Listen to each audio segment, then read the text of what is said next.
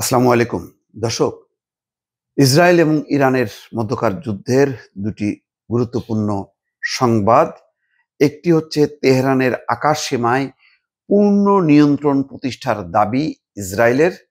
অন্যদিকে দেশবাসীকে ইসরায়েলের অপরাধমূলক আগ্রাসন মোকাবেলার আহ্বান ইরানের প্রেসিডেন্ট। একদম বিপরীতধর্মী, অর্থাৎ যেটি বলছে ইসরায়েল ভয়ঙ্করভাবে, যেটি অত্যন্ত দুশ্চিন্তার ব্যাপার, যে তেহরানের আকাশ সীমায় পূর্ণ নিয়ন্ত্রণ প্রতিষ্ঠার দাবি, আর অন্যদিকে আগ্রাসন মোকাবেলার আহ্বান। এবং তারা বলছে যে তারা যুদ্ধবিরতিতে যাবে না, তারা পর্যাপ্ত পরিমাণ শিক্ষা না দেয়া পর্যন্ত ইরানের পক্ষ থেকে এই হামলা অব্যাহত রাখবে। দর্শক, এই খবর দুটি একটু বিশ্লেষণের অপেক্ষা রাখে। দুটি পরস্পর বিপরীতধর্মী খবর ইরান এবং ইসরায়েলের, সেই খবরগুলো বিশ্লেষণ করব। তবে তার আগে যারা এখনো ভয়েস বাংলা সাবস্ক্রাইব করেননি, অবশ্যই সাবস্ক্রাইব করবেন এবং লাইক, শেয়ার, কমেন্ট দিয়ে ভয়েস বাংলার সঙ্গেই থাকবেন। আসুন আমরা দেখি যে কি বলছে ইসরায়েল। বলছে যে ইরানের রাজধানী তেহরানের আকাশ সীমায় পূর্ণ নিয়ন্ত্রণ প্রতিষ্ঠার দাবি করেছে ইসরায়েলের প্রতিরক্ষা বাহিনী আইডিএফ। সোমবার এক সংবাদ সম্মেলনে আইডিএফ মুখপাত্র ব্রিগেডিয়ার জেনারেল এফি ডেফরিন এই দাবি করেন। টাইমস অফ ইসরায়েল এই খবর জানিয়েছে। আইডিএফ মুখপাত্র বলেন, আমরা তেহরানের উপর পূর্ণ বিমান নিয়ন্ত্রণ প্রতিষ্ঠা করেছি। ইরানের 1/3 ব্যালিস্টিক ক্ষেপণাস্ত্র লঞ্চার ধ্বংস করে দিয়েছি। তাদের বড় অংশের হামলা ব্যাহত করা সম্ভব হয়েছে। অর্থাৎ ব্যালিস্টিক যে ক্ষেপণাস্ত্র ছুটছিল ইসরায়েলের ভেতরে, সেই ব্যালিস্টিক বোমার 1/3 ধ্বংস করেছে। তার মানে এটা যদি ধ্বংস করে, তাহলে ইসরায়েলের পক্ষে বিমান হামলা চালানো মানে খুবই সহজ, এবং সেটাই বলছে যে তারা পরিপূর্ণভাবে নিয়ন্ত্রণ প্রতিষ্ঠা করেছে। ডেফরিন জানান, রবিবার রাত এবং সোমবার ভোরে ইরান থেকে ইসরায়েলের দিকে দুটি ধাপে 65টি ব্যালিস্টিক ক্ষেপণাস্ত্র এবং ডজন খানেক ড্রোন ছোড়া হয়। এর বেশিরভাগই মাঝপথে ভূপাতিত হলেও 3টির আঘাতে 8 জন নিহত হয়। আইডিএফ মুখপাত্র বলেন, ইরান ওই রাতে এর দ্বিগুণ ক্ষেপণাস্ত্র নিক্ষেপের পরিকল্পনা করেছিল।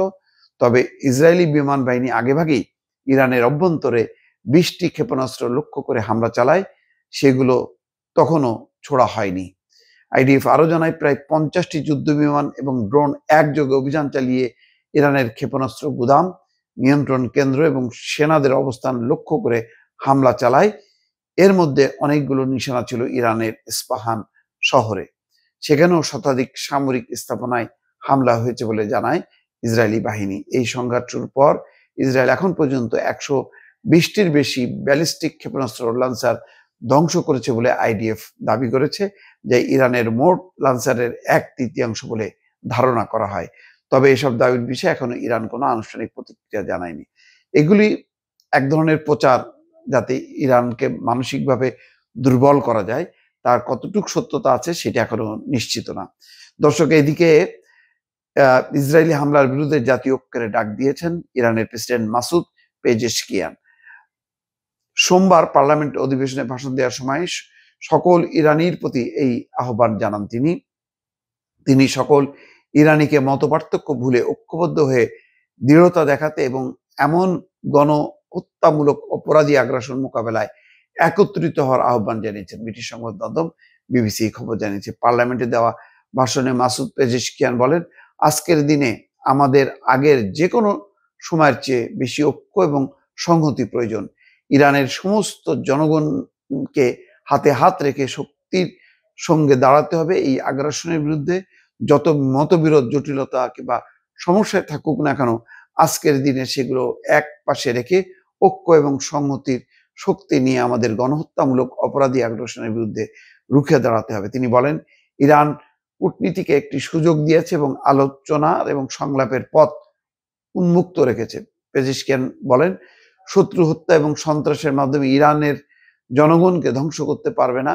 প্রতিটি লক্ষ্যভিত্তিক হামলার পর শত শত নতুন বীর সামনে আসবে, যারা পতাকা বহন করে পথ চালিয়ে যাবে।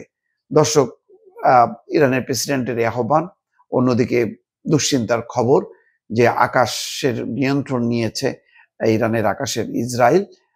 ফলে বোঝাই যাচ্ছে যে যুদ্ধের ভয়াবহতা আরো বাড়তে থাকবে। দর্শক, সেসব সংবাদ এবং আপডেট নিয়ে নিশ্চয়ই আপনাদের সামনে হাজির হব। ভালো থাকবেন। আল্লাহ হাফেজ।